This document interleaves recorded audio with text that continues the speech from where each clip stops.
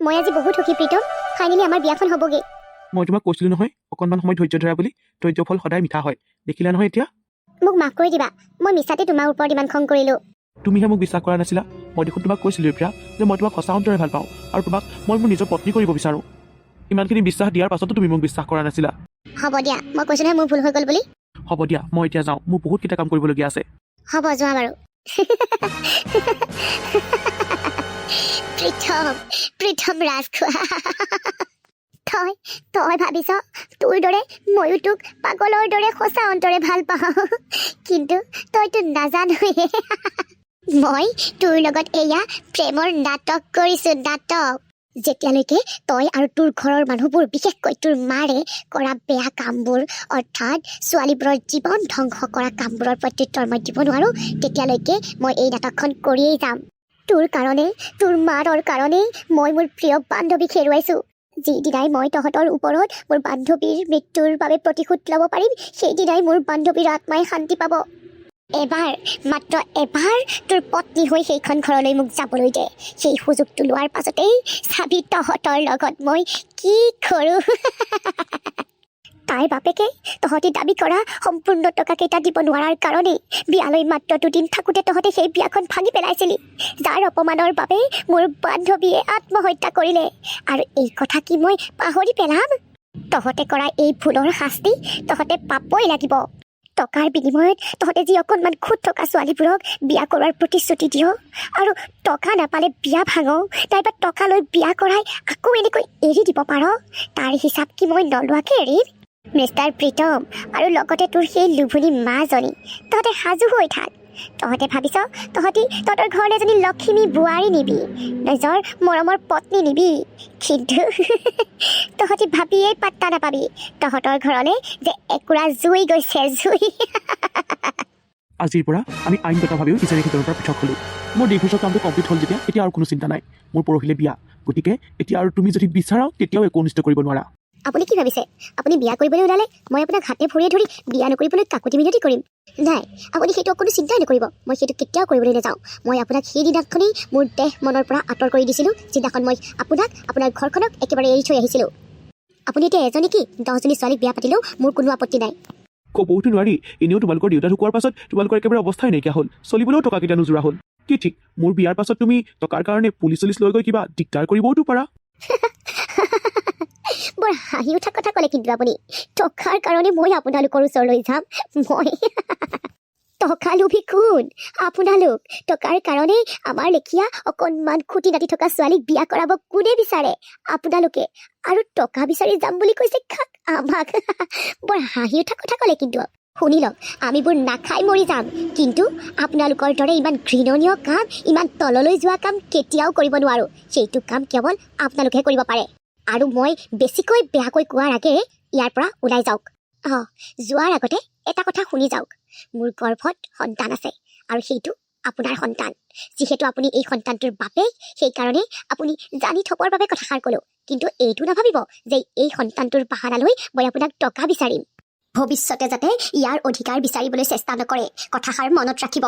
তোমাৰ গৰ্ভত লাগিলে মোৰেই সন্তান নাইবা আন কাৰোবাৰেই সন্তান থাকক, তাত মোৰ কোনো প্ৰয়োজন নাই।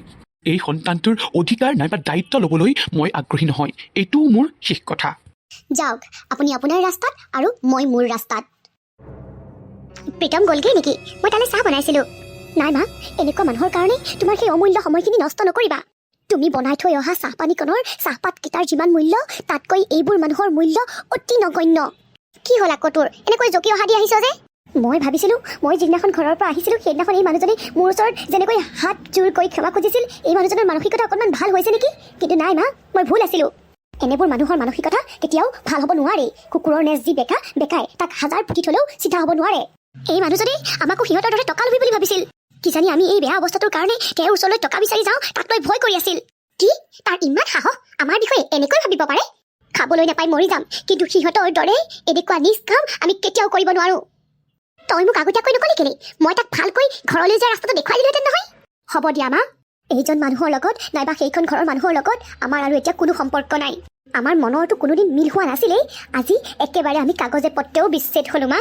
ভালেই হ'ল দে কোনো মাকে নিজৰ জীয়েকৰ সংসাৰখন এনেকৈ ভাঙি যোৱাটো নিবিচাৰে কিন্তু তোৰ ক্ষেত্ৰত মই এই সিদ্ধান্তটোত বহুত সুখী হৈছোঁ মাজনী এনেকুৱা এটা সম্পৰ্কৰ মেৰ পাশত জীয়াই থকাতকৈ এনেকুৱা সম্পৰ্কৰ পৰা মুক্ত হোৱাটোৱেই ভাল যিবোৰ সম্পৰ্কই মানুহৰ মনত ইমান বেয়াকৈ আঘাত দিব পাৰে সুখৰ কোনো নাম কোনো নাথাকে সেই সম্পৰ্কত থাকিল কি লাভ মা আজি দিনটো সঁচাকৈ মোৰ কাৰণে খুব ভাল দিন তুমি এনেকৈ আৰু লোকৰ ঘৰত কাম কৰি কৰি দুবেলা দুমুঠি যোগাৰ কৰিব নালাগে মা কিয় কি ভাল খবৰ নোপালি মই যে কোম্পানী এটাত বায়'ডাটাখিনি দি থৈছিলোঁ তাৰ পৰা মোলৈ আজি ফোন কৰিছিলে মোৰ সেই কোম্পানীটোত চাকৰি হৈছে মা কি তই সঁচাকৈ কৈছনে তোৰ সঁচাকৈ চাকৰি হৈছে হওক দে তেওঁ ভগৱানে যে তোলৈ চকু মেলি চাইছে অঁ মা সেইকাৰণে কৈছোঁ এতিয়াৰ পৰা আৰু তুমি লোকৰ ঘৰে ঘৰে কাম বন কৰিব নালাগে নহ'ব দেই মই কিন্তু মানুহৰ ঘৰত কাম কৰিবলৈ যামেই এটা কথা নহয় তই অফিচলৈ যোৱাৰ পাছত মই কি ঘৰত অকলে অকলে থাকিম নেকি সেইকাৰণে মই সময়বোৰ যোৱাবলৈকে বেলেগৰ ঘৰত কাম কৰিমগৈ আৰু তই চিন্তা নকৰিবি যেতিয়া আমাৰ মাজলৈ কণমানিটো আহিব তেতিয়া মই লোকৰ ঘৰত কাম কৰা বাদ দি দিম তেতিয়া মই মোৰ কণমানি নাতিটোৰ লগত খেলিম আকৌ অথনিৰ পৰা যে মোৰ ওচৰত এনেকৈ থিয় হৈ ৰৈ আছা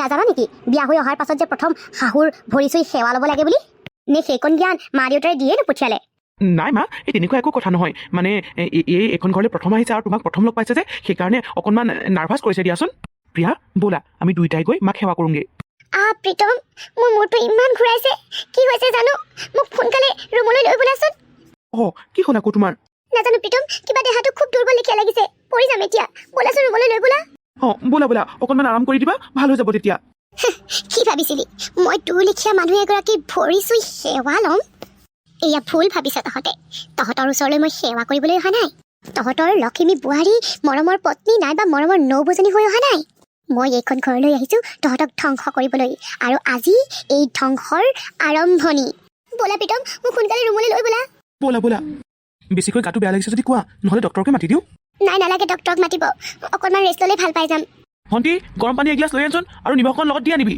দেখিছা মা যিটো ল'ৰাই মোক কোনোদিন কুটা এগছ কৰিবলৈ কোৱা নাছিল সেইটো ল'ৰাই আজি ঘৈণীয়েকৰ কাৰণে মোক পানী নিবলৈ আদেশ দিছে তুমি বাৰু কি বুজিছা মই কিন্তু এয়া ভাল দেখা নাই দেই তাই ভাবিছে তাই সাত ঘাটৰ চেঙেলী মই তাইৰ মনোভাৱ বুজি পোৱা নাই মনত ৰাখিবি তই যদি 12ৰে মই 13ৰে মোৰ ভৰি চুই সেৱা কৰিব লাগে বুলিয়েই তই ইমানখিনি অভিনয় কৰা নাই জানো মোৰ ওচৰত যদি তই বেছি ওপৰলৈ যাবলৈ চেষ্টা কৰ তেতিয়াহ'লে তোৰ পাখি কাটি তোৰ হাতত দিম তই এতিয়ালৈকে এই মাৰজনীক চিনিয়েই পোৱা নাই যিদিনাখন চিনি পাবি